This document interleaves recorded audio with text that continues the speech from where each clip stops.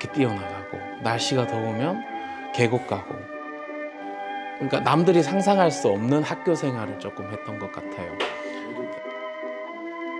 우리 소호분교는 우리 마을 주민들의 삶의 터전이자 배움의 장입니다. 지금부터 우리 유서 깊은 100년의 역사를 가진 소호분교의 발자취를 따라가 보겠습니다.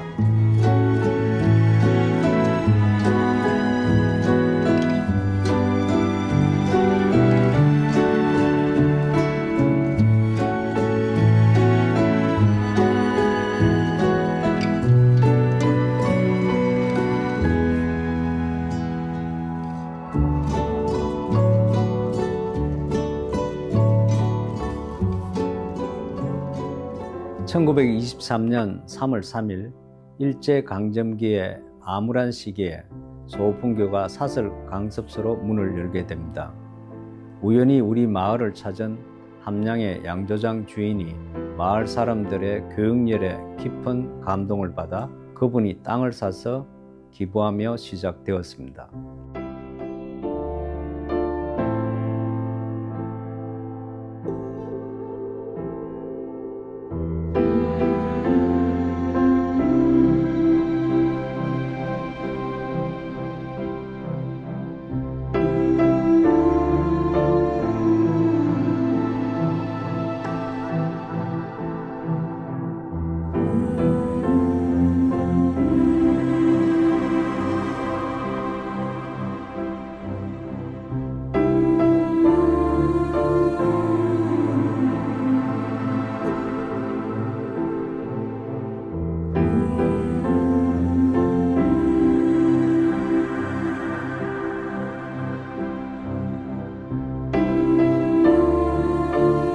그냥 강한이학교라고 그래 불렀거든요.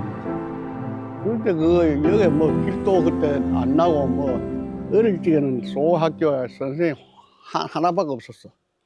한 사람이 있었고 한 사람이 그래 가르치고 이랬는데 그때 그냥 강한이학교라고 그래 불렀거든요. 개화집이 없었지. 전부 초가집이다. 새마을 사업 때문에 개화집이 초가집 없었지. 그 당시에 전부 초가집이래. 초가집. 산에 이제 새로 비가지고 엮어가지고 하고 지퍼까지 그.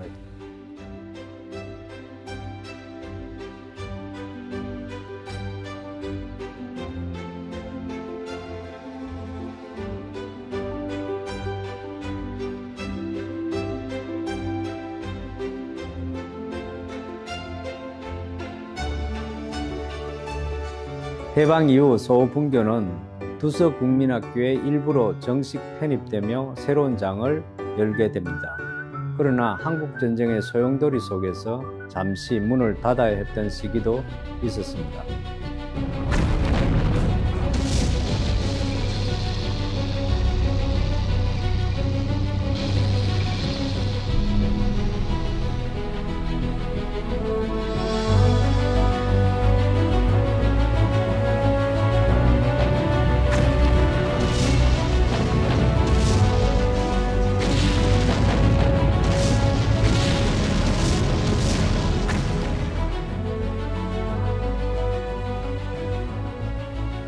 (2학년도) 우리가 지나는 사람. 2학년 중반에쯤 다음에도 전쟁이 일어났지 싶습니다. 6.25 학교 비왔지. 학교 등사판도 빼갱이 가지고 와봤는데 유양식 선생이지 아메. 그때 그 선생이가 누구는 확실히 모르겠는데 지서 분리해가지고 맞았어.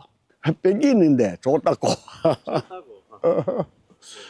정전 후에 이제 우리가 다시 돌아가려고 했는데 그때는 원 선생님이 없었고 동네에서 이제 그 공부를 좀 한 분들이 최상민 씨하고 김환경 선생님 두 분이 그 공부를 그래 하고 그러다가 나중에 정식 선생님들이 이제 오시고 그래 했거든. 이러한 역경 속에서도 주민들의 교육에 대한 열정은 식지 않았습니다. 그들의 노력으로 초가집이었던 학교 건물은 기와집으로 탈바꿈하게 됩니다. 이는 단순한 건물의 변화가 아닌 교육을 향한 지역사회의 의지가 상징하는 것이었습니다.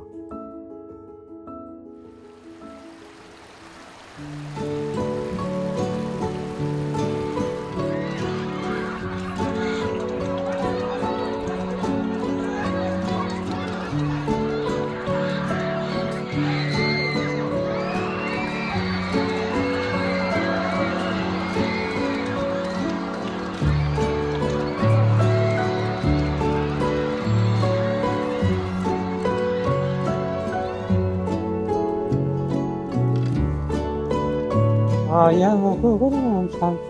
그때 운동이 어떻게 했어요? 운동은 우리가 학교 다닐 때는 이렇게 확장이 안 되고 조그만하게 그러는데 요 당산 요 나무 요로 뺑뺑 돌고 그래 했거든요. 참 재미가 있었거든요. 뭐 기마전도 있고 공굴리기도 있고 학년별로 좀 틀리죠. 뭐 공채 1등은 3권, 2등은 2권, 3등은 1권 그래. 그러면 뭐 연필은 또 3자리, 2자리, 1자리 써 그래. 동네 어른들도 모시가지고 동네 어른들도 달리고 부락별로 리레이도 하고 뭐 운동회 때는 참 잔치가 재밌게 잘 지내고 그랬거든요. 달리기 하면 뭐 공 터주는 것도 하고 막 학교 지금 아들 하는 거 다 했어요. 그냥 우리도 저 운동회 하면 부모들이 고구마 삶고 빵 삶고 그래가 가지고 와가지고 막 그런 뭐 동네 사람들도 잔치라요. 운동회 하면.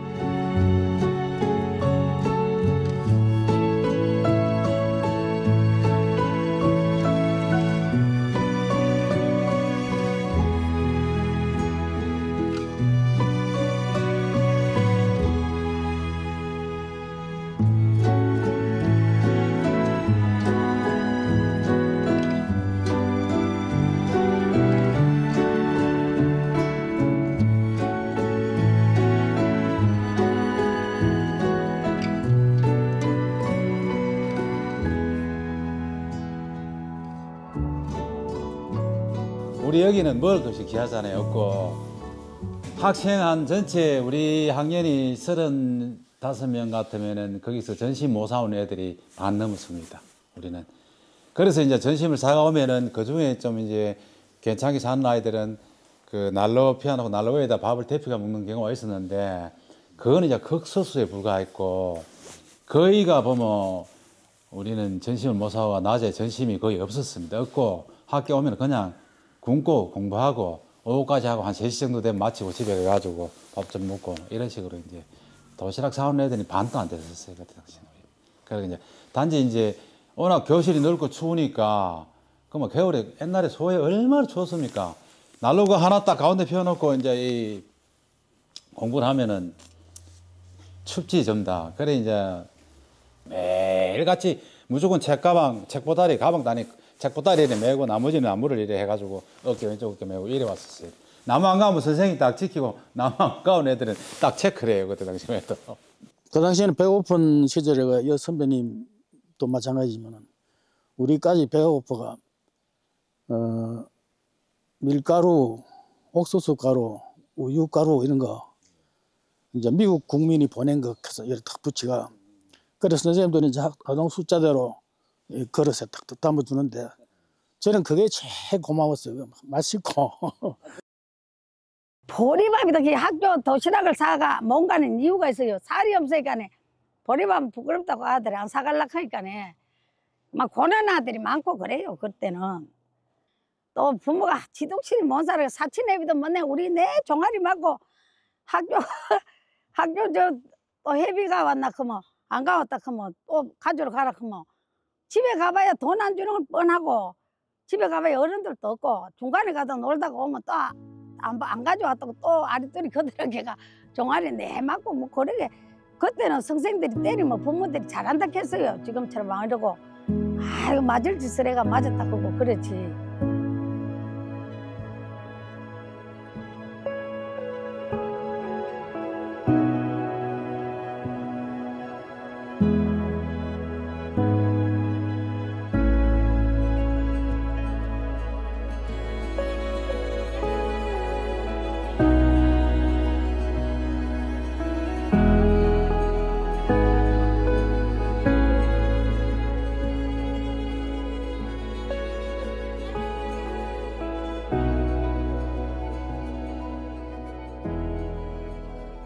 1960년대 중반까지 소분교는 경북 산내면 일대의 유일한 교육기관으로서 중추적인 역할을 담당했습니다. 20리가 넘는 먼 거리에서도 학생들이 모여들었습니다. 동골, 서편, 시다 등 각지에서 온 학생들로 인해 소원은 단순한 마을을 넘어 지역 교육의 중심지로 자리매김했습니다.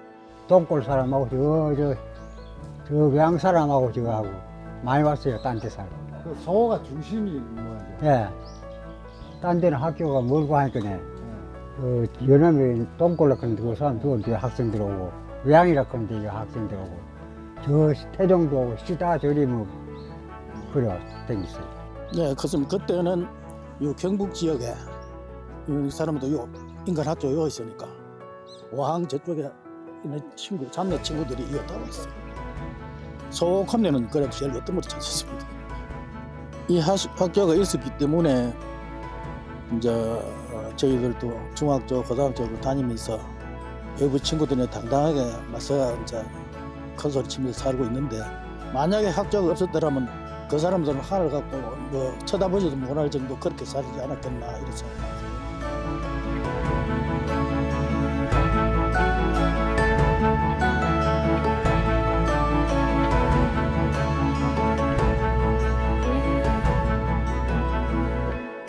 (1960년대) 말 소분교는 독립적인 소국민학교로 성격되며 새로운 정기를 맞이하게 됩니다.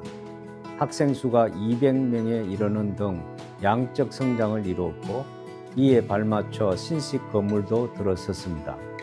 이 시기는 소마을 교육의 황금기로 상급학교 진학률 증가와 함께 지역 교육의 질적 향상을 이끌어내었습니다. 학생 수는 많았습니다. 그때 당시에. 내가 졸업할 때, 우리가 졸업할 때 170명 정도 됐었으니까. 그때는 이제 어디 뭐 전부 다 학교 한 집안에 보면 아이들이 보통 5, 6명 되니까 가구수 그때 당시만 해도 소 전체가 그때는 우리 애를 때 알기로도 120가구 이렇게 됐었거든요.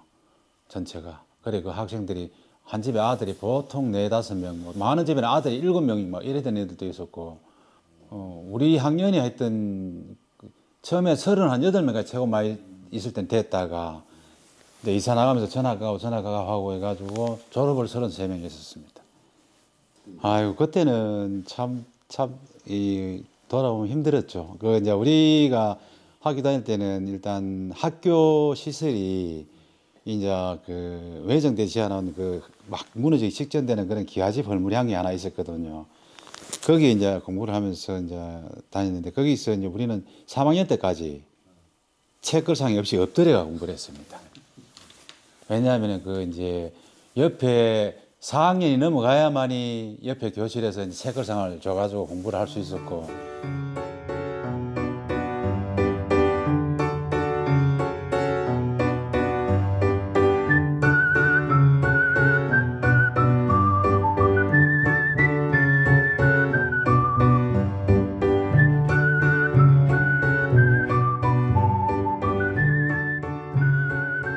소풍은 태종 용청에 많이 갔어요.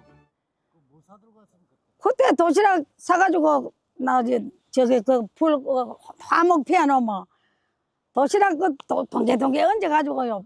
밑에 뜻이 좀 바꾸고 이래가지고 얹어가 김치 받고 더 있는 게 반찬 정말 최고 잘 사오는 게 메라치 볶은 거 계란 후라이 그게 최고 고급 반찬입니다. 그래가지고 보면 계작은 아들 또 밥 사 먹고 하는 그 재미로 뭐 밥 까먹고 또 신밥 먹고 노는 재미로 다 계좌고도 밥을 막 사오고 그랬어요. 예. 또 이제 맨날 소풍 가면은 무조건 10분 소풍 가면은 5분은 태종이고 용청이라 한다 그거라. 거기 가면 이제 선생님들이 거기 가면 그 동네서로 술을 대접하고 물 닭을 잡아주고 하니까 소풍을 다른 데는 가. 거기 가 맨날 가가 이제 용청 놀아라 가고 우리 보고는 뭐 학교 선생님들하고 또 동네 분들하고 잘 지내는 그런 모습들이 굉장히 좀 기억에 남고 옛날에는 선생님들이 진짜 보면 교류가 잘 됐거든. 동네 주민들하고 완전히 같이 동네 주민 한 가지라. 그 제일 기억이 남는 게 이제 성남서 소풍을 갔는데 여기서 걸어가면은 한 2시간 걸리거든요. 성남서까지. 점심을 먹는데 우리도 가난했지만 그 당시 우리 학년이 30명 넘어 소풍을 걸어갔는데 그 소풍까지 갔는데도 도시락을 못 사온 애들이 한 5명 있더라고. 너무 먹을 게 없어가지고. 그래가 그때 당시 선생이 이제 안병묵 선생 알기야. 그 선생님이 참 대단했던 게 전부 다 이제 다 도시락 검사를 해가지고 좀 많이 갖고 온 애들. 그나마 그래도 김밥 사온 애들도 있었어요. 그래 나눠가 걔들 하는 거 하는 거.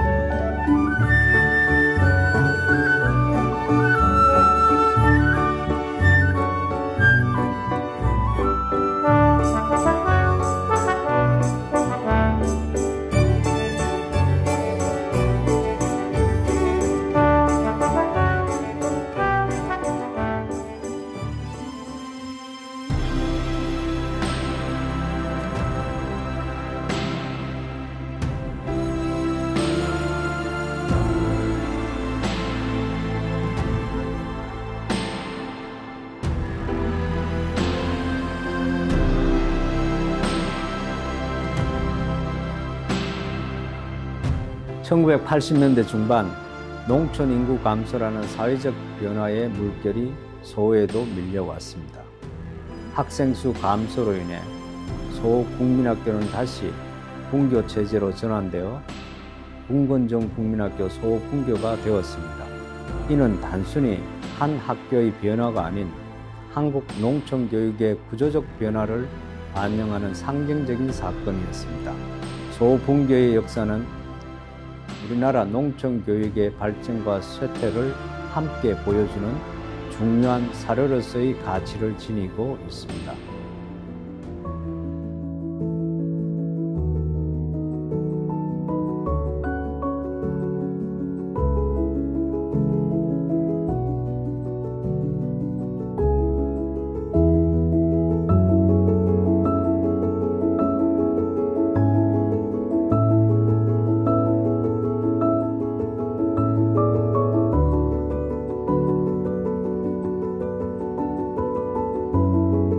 당장 이제 뭐 산촌 유학이라는 프로그램을 도입하려고 했지만 이제 유학생을 바로 이제 또 모집할 수 없으니까 먼저 이제 이 소분교에 다니고 있는 그리고 마을 아이들을 이제 돌보려고 이제 아동센터를 먼저 만들었어요. 그게 2008년도에 이제 이 문을 열어서 애들을 보살피기 시작했고 준비를 해서 처음 산촌 유학생을 받아들인 거는 2010년도입니다.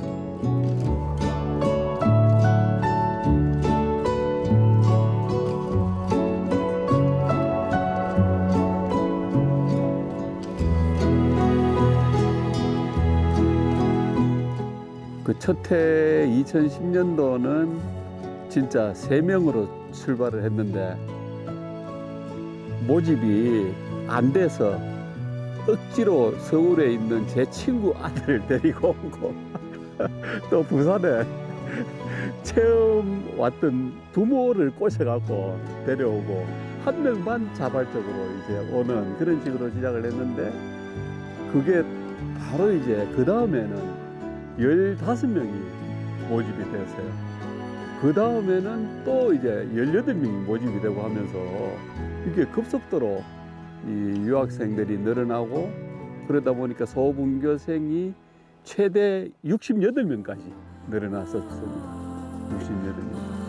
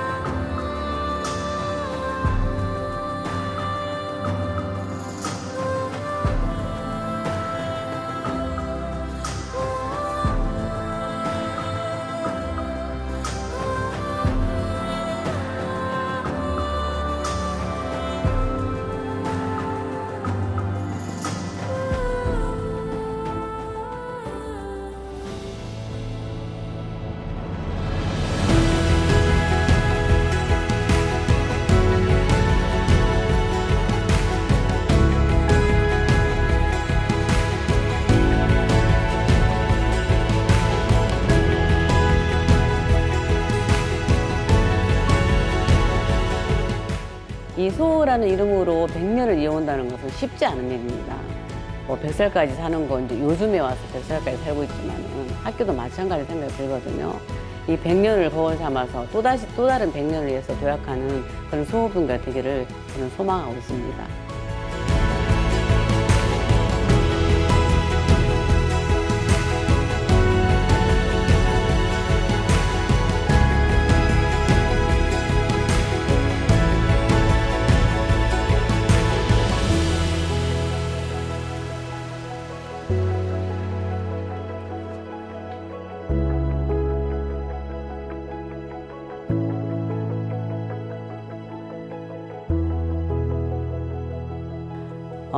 산골마을에 유일하게 있는 소호분교가 특별하게 하는 활동들은 여러 가지가 있습니다. 사실은 뭐 바로 옆에 명품 숲이 있기 때문에 숲 체험이라든지 또 아이들이 작기 때문에 함께 생각해서 실천하는 여행이라든지 1박 2일 동안 사실 여행을 실시했거든요. 그 조별로 1학년에서 6학년까지 다 섞어가지고 이런 활동이라든지 그 다음에 또 그 산에서 보이는 그대로 그 본 모습을 갖다가 드로잉할 수 있는 그런 활동들 그리고 또 마을과 연계해서 마을 이모들이 오셔가지고 아침마다 동화책 읽어준다든지 이런 활동들을 굉장히 많이 하고 있거든요. 이런 것들이 산골에서만 있을 수 있는 그런 활동이라고 저는 생각이 듭니다. 또 작은 학교의 매력이라고 생각이 또 들거든요. 특히 우리 소원은 느티나무가 자리 잡고 있기 때문에 느티나무를 중심으로 많은 활동들이 또 이루어지고 있거든요. 느티나무 아래서 오케스트라 연주도 하고 느티나무 아래서 낙엽 위에서 다 찍어 사진도 찍고 이런 것들이 어디서 이걸 경험할 수 있는 그런 곳이겠어요. 그래서 이 소호라는 이 분교가 그대로 유지되면서 많은 사람들이 도시에서 지친 사람들이 여기에 와서 쉴 수 있는 그런 공간으로 또 쉴 수 있는 그런 학교로 계속 유지됐으면 참 좋겠다는 생각을 많이 합니다. 그리고 제가 정말 근무하고 싶은 학교가 이 소호분교라는 거.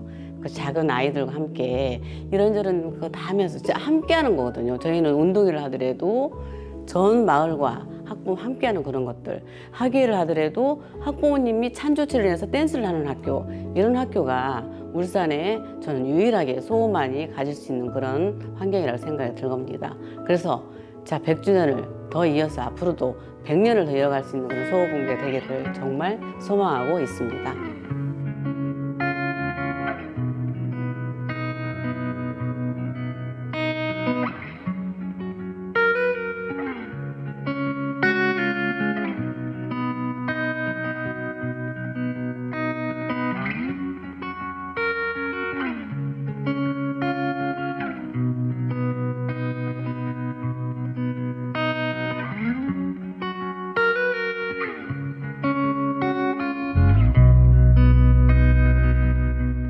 우리 소호분교는 1923년 사설 강섭서를 시초로 하여 100년의 역사를 가진 보기 드문 산골 학교입니다.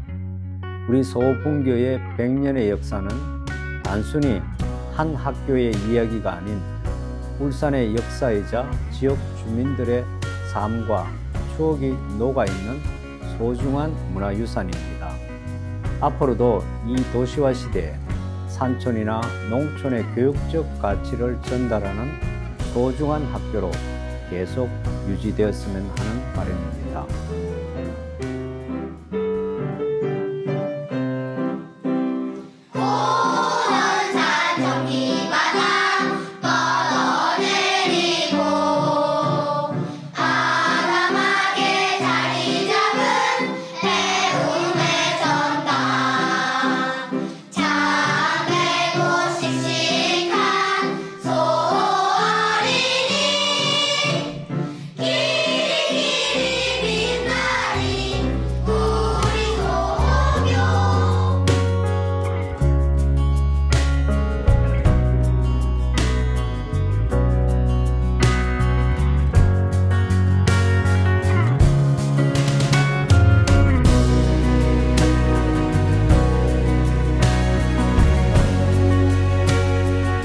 능력대로 부모가 그만큼 보내주는 게 더 감사하게 생각하고 만약에 학교가 없었더라면 그 사람들은 하늘 갖고 뭐 쳐다보지도 못할 정도 그렇게 살지 않았겠나 이런 생각.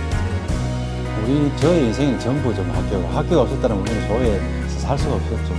그 정도. 큰 역할이었죠. 일단은 여기는 오면 산에 둘러싸여진 느낌 자체가 너무 좋고요. 그리고 가을 되면은